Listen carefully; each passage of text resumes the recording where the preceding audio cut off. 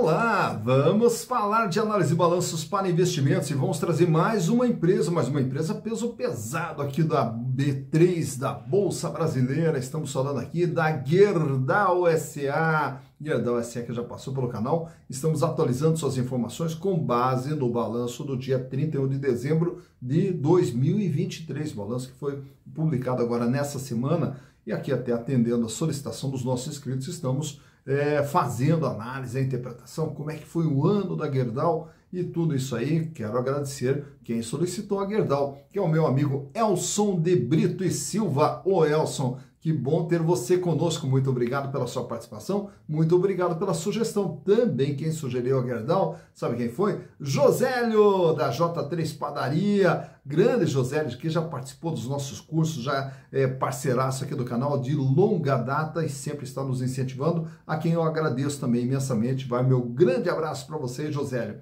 E a Gerdau, que nós vamos retratar hoje, mas caso também vocês queiram outras empresas, é muito fácil. Basta entrar aqui, ó, canal Silas Negrafê, e manda sua sugestão. Aproveita, faça a inscrição, dá o like e venha junto conosco construir e repartir conhecimentos. E falar em repartir conhecimentos, toda essa parte de análise de balanço, mas como é que busca as informações, como é que nós interpretamos essas informações, o que é um balanço, o que é uma DRE e como que nós vamos verificar o desempenho da empresa. Tudo isso você pode aprender de uma forma muito rápida, simples e didática através dos nossos cursos de análise de balanço e também de valuation disponíveis lá na plataforma Hotmart. Com custo muito baixinho você vai poder aprender como interpretar as demonstrações contábeis. É muito simples. Caso também queira, manda uma mensagem aqui, ó, nesse WhatsApp aqui, e também nós podemos encaminhar o curso aqui direto pelo WhatsApp para vocês também. E o custo bem baixinho para um monte de aprendizado que você vai ter durante esses módulos que nós vamos apresentar os cursos para vocês.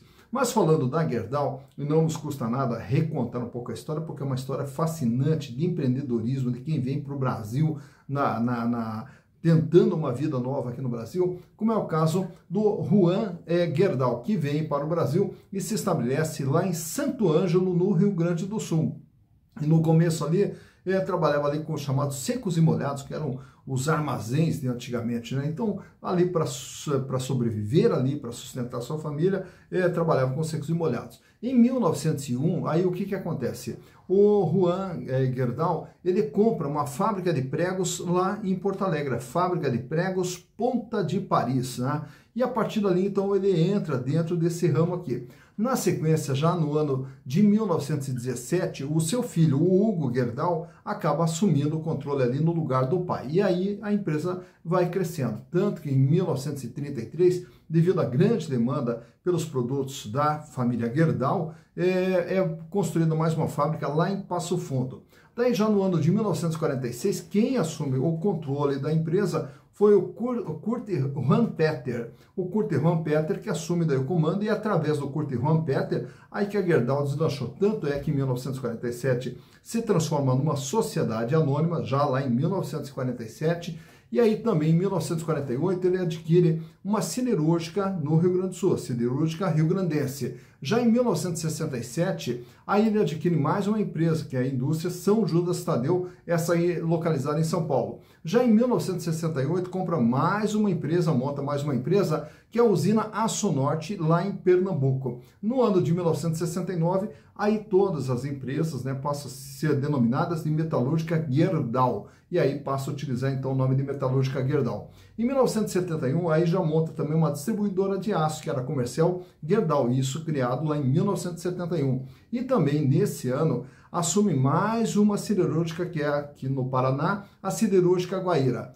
Já no ano de 1980, adquire mais uma siderúrgica, agora no Uruguai, a Laisa, e daí em 1968 também adquire uma outra siderúrgica no Canadá, e depois começa a se espalhar, tanto é que na sequência vai para o Chile, depois ele monta operações também nos Estados Unidos, e vai ampliando a sua participação fora do Brasil também. Em 1995, esse grupo todo já contava com 28 empresas dentro do grupo. E aí, para fazer toda uma reestruturação, o que eles fizeram?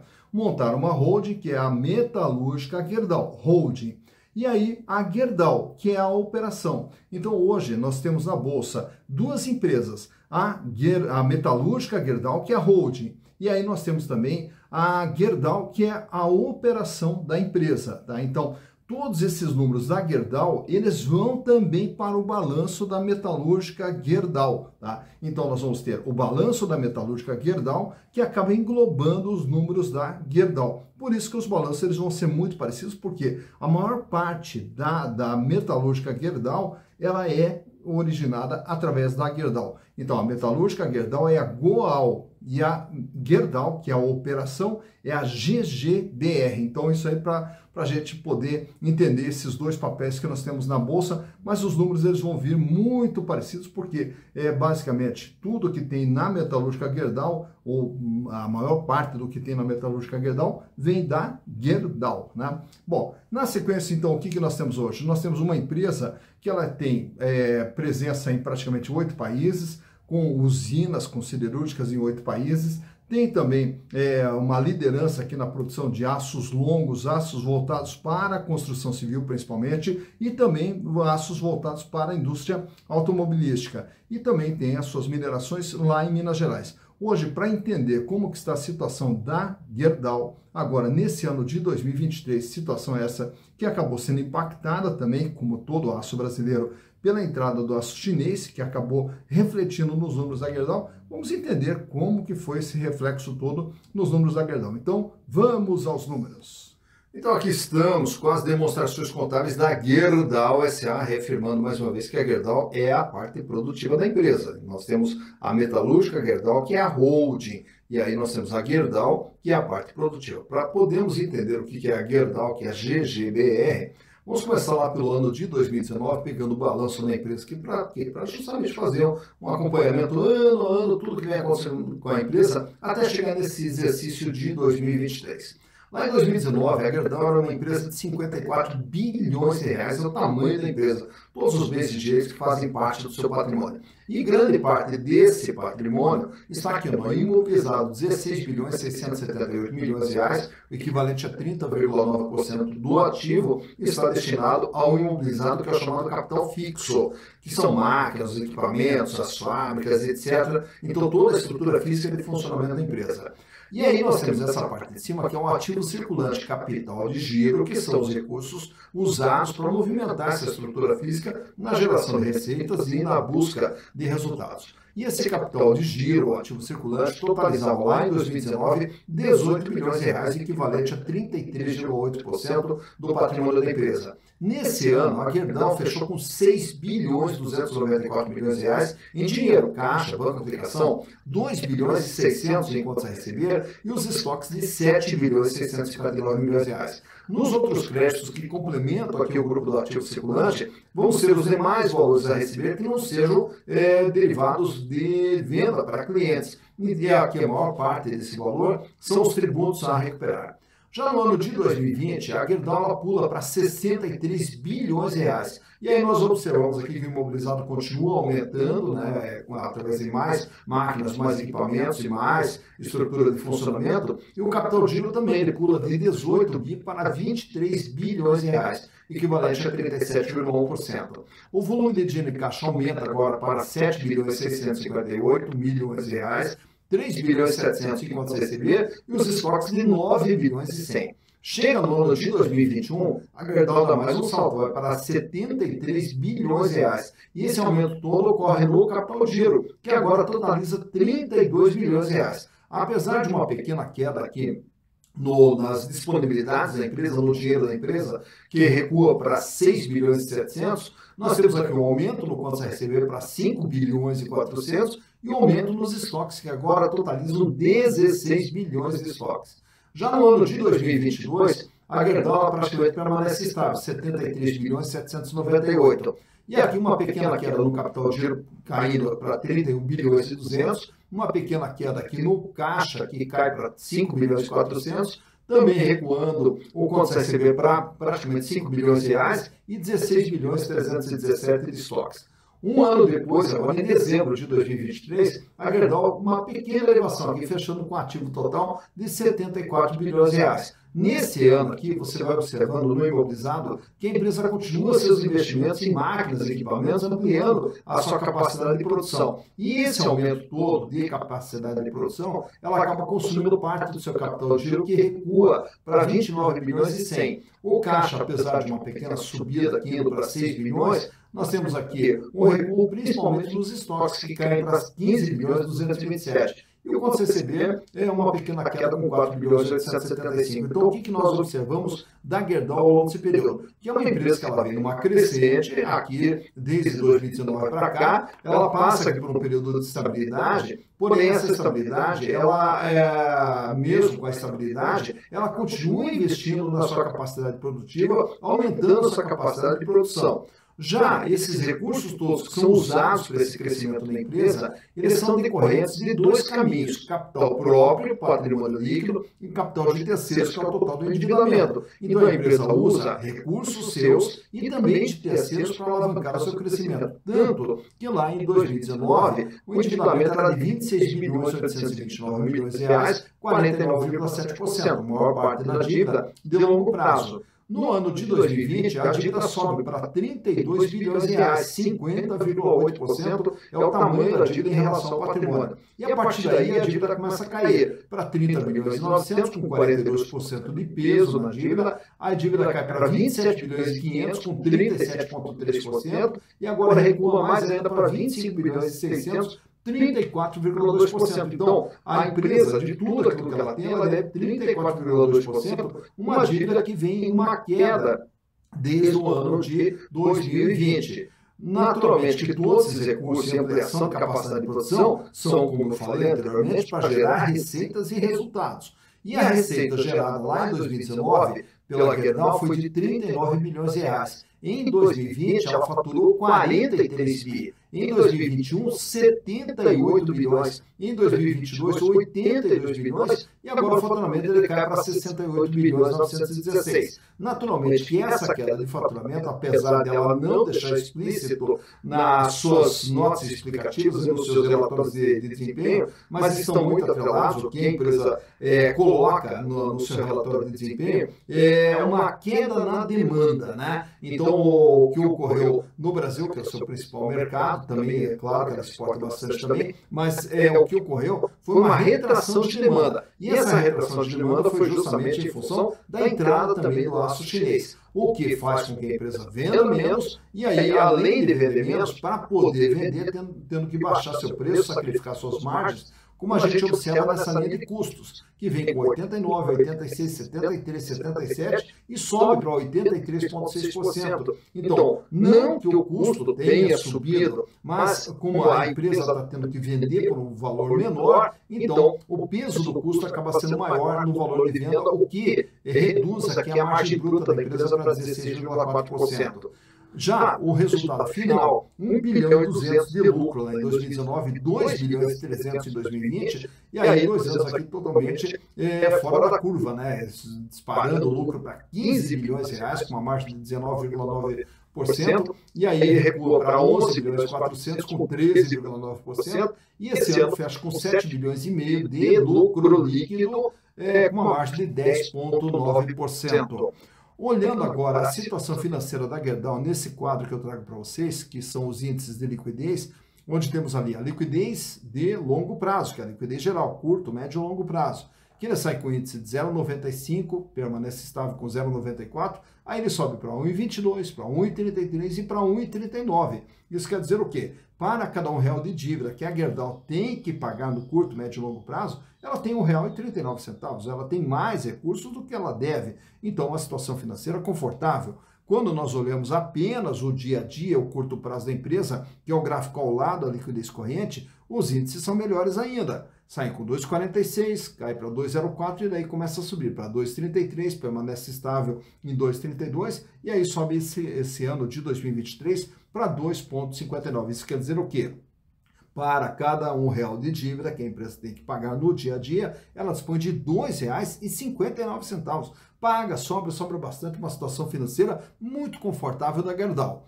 Olhando o endividamento nesse quadro, que a gente acabou de ver ali no balanço, a dívida ela sai lá com 49,7, sobe para 50,7 em 2020 e aí começa todo o processo de queda para 42% em 2021, 37,3% em 2022 e 34,3% agora nesse ano de 2023.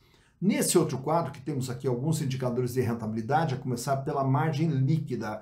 E a margem líquida é o quanto a empresa ganha em relação a tudo aquilo que ela vende. Depois que pagar custos, despesas operacionais, resultado financeiro, impostos, sobrava líquido e limpo para a empresa 3,1% em 2019, 5,5% em 2020, 19,8% em 2021, 13,9% em 2022 e esse ano a margem líquida cai para 10,9%.